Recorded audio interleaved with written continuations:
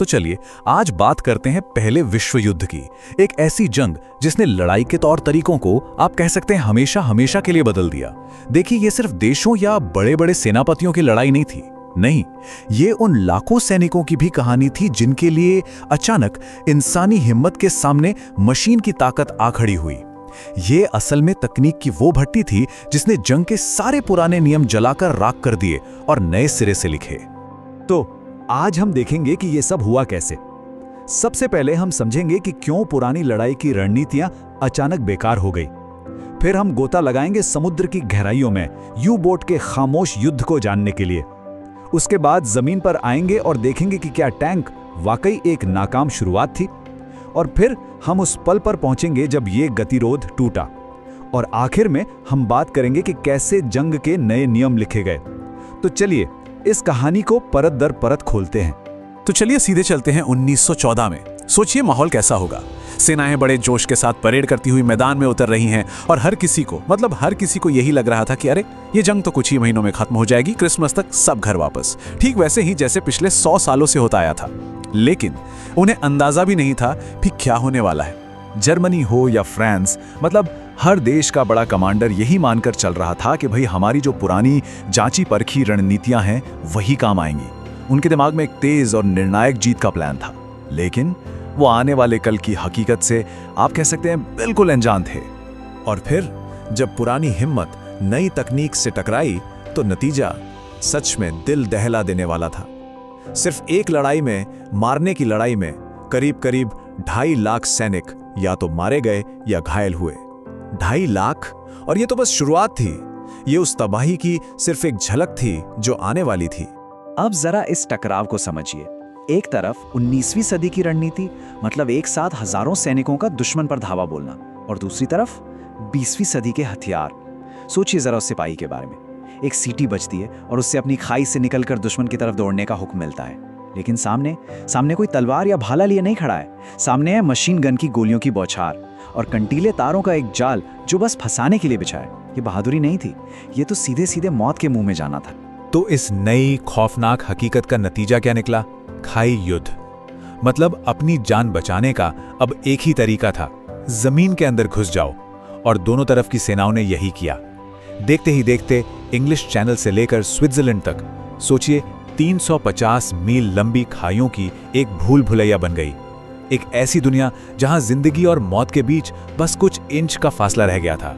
तो अब जब जमीन पर 1 इंच भी आगे बढ़ना नामुमकिन सा हो गया, तो दोनों पक्षों ने सोचा भाई कोई और रास्ता निकालना पड़ेगा। अगर आप दुश्मन के सामने से नहीं जा सकते तो क्या करें? शायद इसके बगल से निकलें, या इस मामले में समुद्र के नीचे से। और यही एंट्री होती है यू बोट की, जर्मनी का उंटरजी बोट। ये ब्रिटेन की ताकतवर नौसेना का जवाब था। जरा सोचिए, ये एक ऐसा शिकारी था जो लहरों के नीचे छिपा रहता था और बिना किसी चेतावनी के हमला करता था। उन व्यापारी जहाजों पर मौजूद नाविकों के लिए ये एक अनदेखा, अनसुना खौफ था जो कभी भी कहीं से भी टॉर्पीडो के रूप में आ सकता था। तो जर्मनी की रणनीति क्या थी? बहुत सीधी सी। उनका मकसद था ब्रिटेन की लाइफलाइन को काटना। देखिए, ब्रिटेन एक द्वीप है, अपने खाने से लेके लड़ाई के सामान तक हर चीज के लिए वो समुद्री रास्तों पर निर्भर था। जर्मनी बस इन्हीं रास्तों को बंद करके ब्रिटेन को सचमुच भूखा मारना और घुटने टेकने पर मजबूर करना चाहता था। और ये रणनीति खतरनाक हद तक कामयाब भी हो रही थी। अंदाजा लगाइए, अकेले अप्रैल 1917 में यू-बोट्स ने लगभग 8,86,000 टन जहाजी सामान डुबो दिया। हालत ये हो गई थी कि ब्रिटेन के पास सिर्फ कुछ हफ्तों का अनाज बचा था। एक पल के लिए तो ऐसा लगने लगा था कि ये अनदेखा दुश्मन ही जंग जीत जाएगा। लेकिन फिर एक बहुत ही सरल से आइडिया ने सब कुछ बदल दिया। मित्र देशों ने शुरू किया कॉन्वॉय सिस्टम। बहुत सिंपल, अकेले जहाज भेजने की बजाय अब व्यापारिक जहाजों को एक साथ एक झुंड में और साथ में जंगी जहाजों की सुरक्षा में भेजा जाने लगा। एक बहुत ही साधारण सा विचार था, लेकिन इसने अनगिनत जिंदगियां बचाईं और यूबोट के खतरे को काफी हद तक कम कर दिया। तो चलिए समुद्र से वापस जमीन पर लौटते हैं, क्योंकि यहीं खाइयों के इस गतिरोध को तोड़ने के लिए एक नई और कह सकते हैं बड़ी अजीब सी मशीन बनाई जा रही थी। अंग्रेजों ने एक नया हथियार पेश किया और उन्हें उम्मीद थी कि ये खाइयों के गतिरोध को तोड़ सकता है। इसे नाम दिया गया टैंक। ये उम्मीद का दूसरा नाम था। सोचिए, एक ऐसी बख्तरबंद गाड़ी जो कंटीले तारों को रौंदती हुई निकल जाए, खाइयों को पार कर ले और दुश्मन की मशीन गन को तबाह कर दे। खाइयों में फंसे सैनिकों के लिए तो ये उस नर्क से बाहर निकलने के एक सपने जैसा था। लेकिन जब ये टैंक पहली बार सोम की लड़ाई में उतरे तो ये सपना जैसे टूट सा गया। हाँ, बाहर से देखने वाले जर्मन सैनिकों के लिए ये जमीन पर रेंगते हुए लोहे के दैत्य थे, पर इनके अंदर जो क्रू बैठा था उनके लिए ये बेहद गर्म, कान फाड़ देने वाले शोर से भरे और अविश्वसनीय मशीनें थीं। ज्यादातर तो बीच रास्ते में ही दम तोड़ देते थे। मतलब साफ था, ये अभी जंग जिताने वाले हथियार नहीं थे, बिल्कुल नहीं। तो अब कहानी में 2 साल आगे चलते हैं, सीधे 1918 में। 2 साल की नाकामियों, सुधारों और बहुत सारी मेहनत के बाद अब टैंक अपने असली इम्तिहान के लिए तैयार था। ये जंग का आखिरी दौर था। मित्र देशों ने अपना वो मशहूर 100 दिवसीय आक्रमण शुरू कर दिया था। ये लड़ाइयों की एक ऐसी सीरीज थी जिसने आखिरकार जर्मन सेना की कमर तोड़कर रख दी। और ये टाइमलाइन दिखाती है कि 2 सालों में कितना कुछ बदल गया था। देखिए, 1916 में सौम्य में सैनिक महीनों लड़ते थे और बदले में कुछ इंच जमीन मिलती थी। और अब 8 अगस्त 1918 इमियांस की लड़ाई, सैकड़ों टैंक, हवाई जहाज सबने मिलकर हमला किया और एक ही दिन में 7 मील आगे बढ़ गए। ये सिर्फ जमीन पर कब्जा नहीं था, ये उम्मीद की वापसी थी।